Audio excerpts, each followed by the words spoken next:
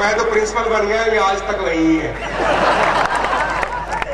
बहरहाल छेड़छाड़ चलती रहती है। आज ही बात कर रहा था, बोला एक बात बता। मैंने कहा पूछ भाई। बोले सरदार लोग समझदार होते हैं कि पंडित होते हैं? अब यहाँ पंडितों का वर्चस्व है।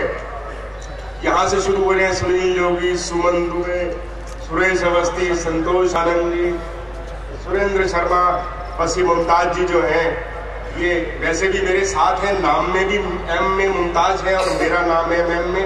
बाकी सारे के सारे पंडित ये एस में हैं। पूरे के पूरे बस हम दोनों ही मिलाकर SMS कर रहे हैं। तो मैंने बहुत बढ़िया, धन्यवाद। मेरे को देख के सीटी बजा रहा है। भैया बहुत धन्यवाद आपका। पर मेरे को आप पर तरस आ रहा है कि अगर ये आदमी सीटी बजाने वाला कंवारा है तो निश्चित मानिए कि कोई लड़के भी इससे शादी करने को तैयार नहीं है। महसूस कर लिया होगा उस लड़की ने, उसके पिता ने, कि जिसका स्टैंडर्ड इतना है कि दाढ़ी वाले सरदार जी को देख के सीटी बजा रहा है, तो काहे को जो है परेशान हुआ जाए। ये भैया इसका जो ये खत्म कर दो, इको खत्म कर दो जरा। इको खत्म कर दीजिए भैया, बिल्कुल इको 0 कर दो। इको खत्म कर दे। हाँ, इको बिल्कुल 0 कर दीजिए, कोई दिक्कत नहीं है।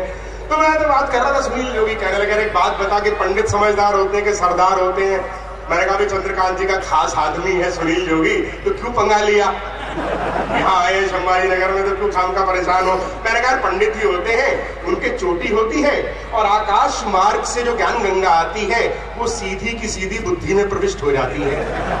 बोला एंटीना तो तेरे भी लगा हुआ है, पगड़ी उतार के देख लो, पूरी की पूरी डिश रखी हुई है। मैंने कहा सुनील भाई ज्ञान अपने को आता है, थूक में आता है, पर समस्या क्या है कि दाढ़ी से अर्थ होके नीचे चला जाता है।